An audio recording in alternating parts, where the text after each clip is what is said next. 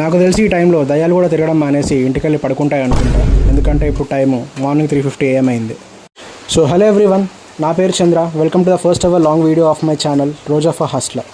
So ఇప్పుడు నేను మా ఆఫీస్ కారిడార్లో ఉన్నానమాట. లిటరలీ 7 PM to 3 AM వరకు వర్క్ చేసి బాడీ మొత్తం అలసిపోయింది. ఆ నెంబర్ ఆఫ్ టాస్క్స్ అకంప్లీష్ చేసేసరికి ఈ టైం అయిందనమాట.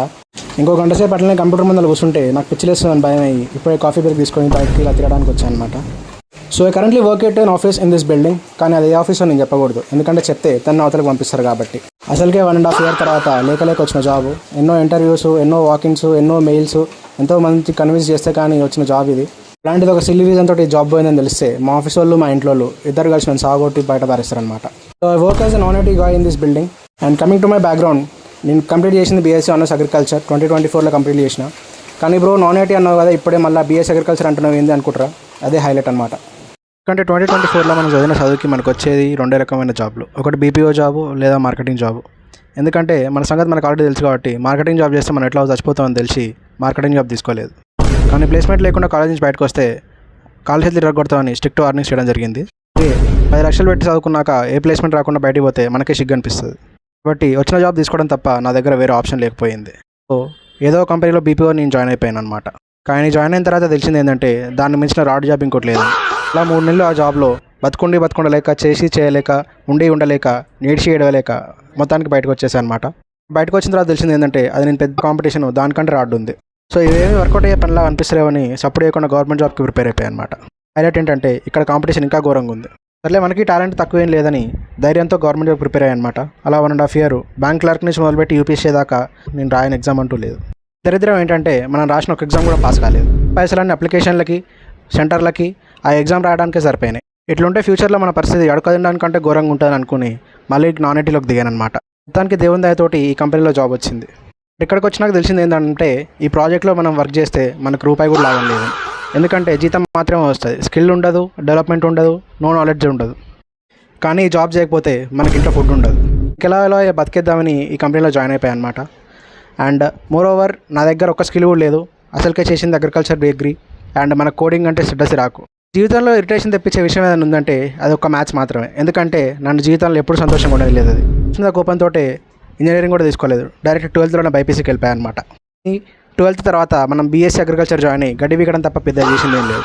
ఫైనల్గా ప్లేస్మెంట్స్ వచ్చేసరికి ఒక పెద్ద ఆపర్చునిటీ నేను మిస్ చేసుకున్నాను అనమాట. ఇది ఇంకో పెద్ద బిస్కెట్ అయిపోయింది లైఫ్లో. అంటే నేను 3-1లో ఉన్నప్పుడు ఒక ఇంటర్న్షిప్ వచ్చింది, ఒక 1 year లాంగ్ ఇంటర్న్షిప్. కానీ మన దరిద్రం ఏంటంటే మనకు అప్పుడు బ్యాక్లాగ్ ఏడ్చింది. బ్యాక్లాగ్ వల్ల మనకు ఇంటర్వ్యూ కాల్ రాలేదు, మనం ఇంటర్వ్యూ అటెండ్ కాలేదు.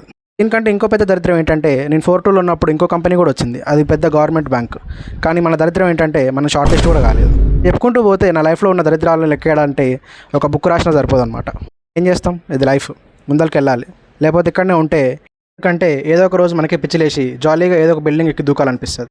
మనం తీసుకోలేము కాబట్టి ఈ జాబ్ చేసుకోవడమే బెటర్. ఇప్పుడు నాకున్న ఏకైక గోల్ ఏంటంటే ఇందాక చూపించిన ఒక పెద్ద బిల్డింగ్ లాంటి ఆఫీస్లో పనిచేయడం. రెండోది ఆ గుట్ట మీద ఉన్నట్టు ఒక కొండ మీద ఇల్లు కట్టుకొని ఉండడం. ఇప్పుడు ఈ వీడియో ఎందుకు బ్రో అనుకుంటారా? నా లైఫ్లో జరిగిన పెంటని, నా లైఫ్లో జరిగిన మంచి విషయాలని, నా లైఫ్లో జరిగిన అద్భుతాలని మీతో షేర్ చేసుకోవడానికి. బట్ నేను కాన్ఫిడెంట్గా ఒక విషయం చెప్పగలుగుతా, ఏంటంటే నేను ఎక్కడా ఆగలేదు. ఎందుకంటే 10th తర్వాత ఇంటర్ తర్వాత డిగ్రీ తర్వాత జాబు, ఎక్కడా నేను కాంప్రమైజ్ కాలేదు. నా దగ్గర ఎంత టైం గ్యాప్ అని ఉండొచ్చు, కానీ నేను ఎప్పుడూ ఆగలేదు. ఎందుకంటే ట్రై చేస్తుంటేనే ఏదో ఒకటి వస్తుంది కాబట్టి. ఎందుకంటే మూలకు కూర్చుంటే మూలకే పడిపోతుంది కాబట్టి. అలాంటి సిచ్యువేషన్ వస్తే ఎవడేం చేయలేడు. సిచ్యువేషన్ నా లైఫ్లో రావద్దనే నేను ఎప్పుడూ ట్రై చేస్తూనే ఉంటాను అనమాట. అయితే నాకు ఈ జాబ్ ఉంది, so no worries. And future కూడా నేను ప్లాన్ చేసుకుంటున్నాను అకార్డింగ్లీ. ప్లాన్ చేయాలి, ఎట్లా ప్లాన్ చేయాలనే దాని గురించి నాకు పెద్ద క్లారిటీ లేదు. But still I'm working on it. ఎందుకంటే ఏదో ఒక చెప్పిన కదా, ఏదో ఒక పని చేస్తుంటేనే ఏదో ఒక వర్క్ అవుతుంది. కూర్చుంటే మన లైఫ్ కూడా అప్పడం అయిపోతుంది. అండ్ ఈ వీడియో చూస్తున్న వాళ్ళకి అండ్ మెయిన్లో హైదరాబాద్లో ఉన్న వాళ్ళకైతే నేను ఎక్కడి నుంచి ఈ వీడియో చేస్తున్నానో అందరికి బాగా తెలుసు అనుకుంటా. నా చుట్టుపక్కల ఉన్న వ్యూ మీరు అందరూ చూడొచ్చు. ఇదే ఏరియానో మీకు బాగా తెలుసు అనుకుంటా. తెలిస్తే కామెంట్ చేయండి. కానీ మీ అందరికీ ఒక డౌట్ రావచ్చు, నువ్వు చేసింది BSc అగ్రికల్చర్ కదా బ్రో, కానీ అదొక మంచి డిగ్రీ కదా, ఎందుకు ఇట్లా అయిపోయింది అనుకుంటారా? నేను చేసింది కోవిడ్ బ్యాచ్ కాబట్టి 2022-2024. హైలైట్ ఏంటంటే అందులో 2 years మనం చేసింది కూడా ఇంట్లో నుంచే. సో ఇంట్లో కూర్చొని చేసిన డిగ్రీకి ఎట్లాంటి వాల్యూ ఉంటుందో మీ అందరికి బాగా తెలుసు అనుకుంటా. But I'm trying to gain some clarity on my life. I'm ఉన్న ఏకైక టార్గెట్ ఏంటంటే ఒక గొప్ప యూనివర్సిటీ నుంచి ఒక మంచి డిగ్రీతో పాస్ అవుట్ అవ్వడం. అండ్ ఆ యూనివర్సిటీ ఇండియాలో ఉందా, అబ్రాడ్లో ఉందా అనేది నేను ఇప్పుడే క్లారిటీ ఇవ్వలేను, ఎందుకంటే నేనే ఇంకా దాంట్లో నుంచి ఏం క్లారిటీ తెచ్చుకోలేదు కాబట్టి. Soon I will share everything with us అనే కాన్ఫిడెన్స్ నాకుంది. ఎందుకంటే చెప్పా కదా, నేను ఎక్కడ ఆగలేదు, నేను ఎప్పుడూ ఆగను కూడా. ఎందుకంటే 100 దెబ్బలు నాకు తగిలి ఉండొచ్చు, కానీ నేను మళ్ళీ ఒకసారి లేచి ప్రయత్నించడానికి ఏమాత్రం ఆలోచించాను. అండ్ నాకు తెలిసి ఈ కాన్ఫిడెన్స్ అందరిలో ఉండాలి అండ్ అందరి దగ్గర ఉంటుందని నేను అనుకుంటున్నాను. ఎందుకంటే బయట జరిగే స్ట్రగుల్స్, బయట జరిగే హసిల్స్ నేను అన్నీ చూస్తూనే ఉన్నాను ఎప్పటికప్పుడు. అండ్ ఇక్కడ జరిగే రిక్రూట్మెంట్స్ కానీ, డ్రైవ్స్ కానీ చాలామంది అటెండ్ అవుతున్నప్పుడు నాకు అదే అనిపిస్తుంది, పాపం వీళ్ళు ఎప్పటి నుంచి ఫైట్లో ఉన్నారో నాకు తెలియదు, కానీ one day they will achieve what ever they have dreamed for. So ఈ వీడియో అనేది జస్ట్ ఒక ఇంట్రొడక్షన్ కోసం మాత్రమే, నన్ను ఇంట్రడ్యూస్ చేసుకోవడానికి మీ అందరితోటి. అండ్ మోరోవర్ ఇదే నా వెరీ ఫస్ట్ ఇక్కడ.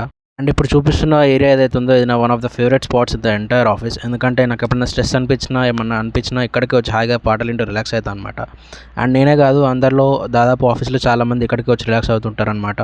అండ్ ఇంకో మోస్ట్ ఇంపార్టెంట్ థింగ్ ఏంటంటే, అప్పుడప్పుడు నేను ఇలాంటి బిల్డింగ్స్ చూసినప్పుడు నాకు ఒకటే అనిపిస్తుంది, ఈ బిల్డింగ్స్లో లైఫ్ చాలా ఎగ్జైటింగ్గా ఉంటుందని. Yes, it's a fact that the stress is very high, but the excitement is also very great. Because ఎందుకంటే నేను అదే ఎక్స్పీరియన్స్ చేసిన, నా టీమ్మేట్స్తో కానీ, నా ఫ్రెండ్స్తో కానీ, నేను చేసుకున్న ఈవెంట్స్, నేను అటెండ్ అయిన గేమ్స్, నేను అటెండ్ అయిన సెషన్స్, ప్రతి ఒక్కటి నాకు కొత్త లెర్నింగ్నే ఇచ్చింది. సో ఇలాంటి ఆఫీసెస్ తొందరలో ఇలాంటి ఒక ఆఫీస్ జాయిన్ అవ్వాలని ఇక్కడ చూపించేదాన్ని మా ఆఫీస్లో వింగ్స్ ఆఫ్ గ్రోత్ అంటారు. అండ్ ఎస్పెషల్లీ దేన్ని మన లైఫ్లో గ్రోత్ని డిస్క్రైబ్ చేస్తుందంట. ఎలా అయితే ఒక ఈగల్ తన వింగ్స్ని స్ప్రెడ్ చేసి తన డెస్టినేషన్ రీచ్ అవుతుందో, అలాగే మనం కూడా మన వింగ్స్ని స్ప్రెడ్ చేసి డెస్టినేషన్ రీచ్ అవ్వాలని వాళ్ళు అలా చెప్తారంట.